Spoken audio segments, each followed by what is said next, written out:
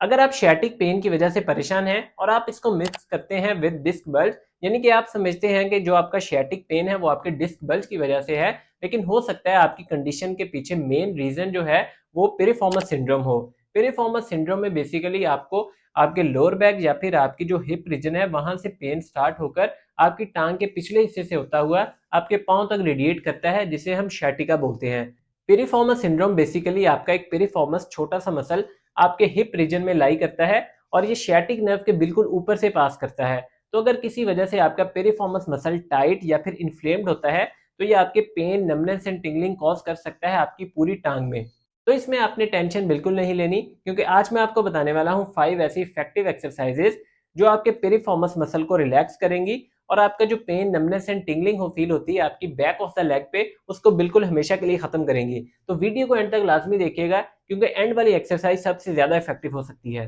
तो exercise start करने से पहले हम इसकी दो बेसिक सी रीजन देख लेते हैं कि आपको किस वजह से पेरिफॉर्मस सिंड्रोम हो सकता है। तो पहली तो वजह यह है कि आप प्रोलॉन्ग सिटिंग करते हो या फिर आप अपना वॉलेट या फिर कोई भी चीज अपनी पैंट्स की पीछे वाली पॉकेट में रखते हो, तो उसकी वजह से इस मसल पर एक्स्ट्रा प्रेशर आने की वजह से ये टाइट या फिर इन्फ्लेम्ड हो सकता है। और दूसरी रीजन है कि या किसी इंजरी या ट्रॉमा की वजह से, या फिर आप एक एथलीट हो जो रेपिटेटिवली कोई मूवमेंट्स करते हो जैसे कि साइकिलिंग या फिर कोई भी ऐसी एक्टिविटी जिसमें आपका जो रेपिटेटिव इस मसल का एक्शन इन्वॉल्व होता है, तो ये इन्फ्लेम्ड हो सकता है और आपकी sciatic नर्व को कंप्रेस कर सकता है।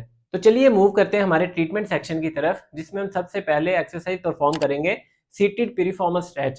तो इसके लिए आपका जो अफेक्टेड साइड है, यानी कि अगर आपका लेफ्ट साइड का पिरिफॉर्मस मसल टाइट है तो आपने एक चेयर पर बैठ जाना है। इसकी हाइट थोड़ी सी ऊंची है, लेकिन आपने एक चेयर लेनी है और उसके बाद आपने जो अफेक्टेड साइड है उसका जो लेग है आपने ऑपोजिट लेग के ऊपर प्लेस करके उसको थोड़ा सा डाउनवर्ड प्रेशर अप्लाई करना है और खुद थोड़ा सा आगे को झुकना है। इससे आपको जो आपका पेरिफॉर्मस मसल है उसमें आपको अच्छा खासा स्ट्रेच फील होगा। इसमें तो मुझे भी स्ट्रेच फील हो रहा है, हो सकता है मेरा भी पेरिफॉर्मस मसल टाइट हो। तो इसमें आपने कोशिश करनी है अपने पाँव को टच करने की। तो इसमें आपको होल्ड करके रखोगे कम से कम 15 से 20 सेकंड का। तो इससे आपको अच्छा खासा आपके पेरिफॉर्मस मसल में स्ट्रेच फील होगा और आपकी sciatic नर्व पर जो कंप्रेशन आ रहा है वो कम होगा। तो इसके बाद हमारा सेकंड इफेक्टिव स्ट्रेच होगा, हमने लाइंग पेरिफॉर्मस स्ट्रेच परफॉर्म करना है, जिसके लिए आप यूं लेट कर इस तरह से आप सीधा लेटोगे और आपने दोनों टांगें सीधी करनी है। उसके बाद लेफ्ट साइड का स्ट्रेच परफॉर्म करने के लिए आप यूं opposite knee to chest perform करोगे, जिसमें आप आपका जो नी है इसको टच करने की कोशिश करोगे इस चेस्ट के साथ। लेफ्ट नी को आपने राइट चेस्ट के साथ टच करने की कोशिश करनी है और इसको आप होल्ड करके रखोगे 15 टू 20 सेकेंड्स।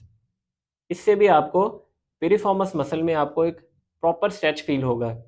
तो जितने भी हमारे स्ट्रेचेस होंगे आप उनके कम से कम भी रोजाना आपने 4 टू 5 रेपिटेशन डेली परफॉर्म करने हैं विद 15 टू 20 सेकेंड्स होल्ड। और इसके बाद जो हमारी थर्ड एक्सरसाइज है उसके लिए आपने फिगर 4 स्ट्रेच परफॉर्म करना है लाइंग पोजीशन में ही। इसके लिए आप अपने लेफ्ट साइड का स्ट्रेच परफॉर्म करने के लिए इस जगह पर आप प्लेस करोगे और आपने अपनी जो नी है, और आपने ये जरूर माइंड में रखना है कि आपने इस एल्बो से अपना जो ये थाई है इसको पुश करके रखना है और आपने कोशिश करनी है कि इसको अपने चेस्ट की तरफ लेके आओ। मेरा तो खुद का पेरिफॉर्मस मसल टाइट है लाइक दिस, मुझे अच्छा खासा पेन फील हो रहा है अपने पेरिफॉर्मस मसल में, और इसको आप होल्ड करके रखोगे 15 टू 20 सेकेंड्स लाइक दिस। और इसके बाद हमारा फोर्थ स्ट्रेच है पेरिफॉर्मस मसल के लिए। आपने खड़े होकर यूं जो अपनी लेग है सामने की तरफ प्लेस करके लाइक दिस, और इससे आगे की तरफ बेंड हो जाना है और इस पोजीशन को भी होल्ड करके रखोगे 15 टू 20 सेकंड्स के लिए। तो ये हमारा फोर्थ सेट है जिससे हमारा पेरिफॉर्मस मसल जो कि इस जगह से आपको कंप्रेस कर रहा है आपकी sciatic नर्व को, वो प्रेशर लूज होगा आपकी नर्व पर और आपके जो पेन, नमनेस एंड टिंगलिंग के सिम्टम्स हैं वो आपके बिल्कुल खत्म हो जाएंगे। एंड द लास्ट एक्सरसाइज जिसको हम स्ट्रेंथनिंग पर्पज के लिए यूज करेंगे, अपने ग्लूट्स ब्रिज परफॉर्म करने हैं। इस तरह से लेटकर आपने जो अपनी पेल्विस है, हिप है, उसे ऊपर की तरफ लिफ्ट करना है लाइक दिस। इसमें आपने अपने ग्लूट्स मसल को स्क्वीज करना है। तो पिछली सब एक्सरसाइजेज थी हमारे पेरिफॉर्मस मसल को रिलैक्स करने के लिए, और ये एक्सरसाइज है पेरिफॉर्मस मसल को स्ट्रेंथनिंग प्रोवाइड करने के लिए लाइक दिस। और इसमें आप होल्ड करके रखोगे 10 सेकेंड्स एंड देन रिलैक्स। और जो हमारी स्ट्रेंथनिंग वाली एक्सरसाइज है यानी कि हमारे ग्लूट ब्रिजेस हैं, उसके आपने minimum 15 to 20 repetitions with 10 second hold perform करने हैं। और जो हमारी स्ट्रेचिंग वाली एक्सरसाइजेस थी to improve the flexibility of piriformis muscle, उनके आपने almost 4 to 5 repetitions with 15 to 20 seconds hold रोजाना 2 दफा दिन में परफॉर्म करने हैं।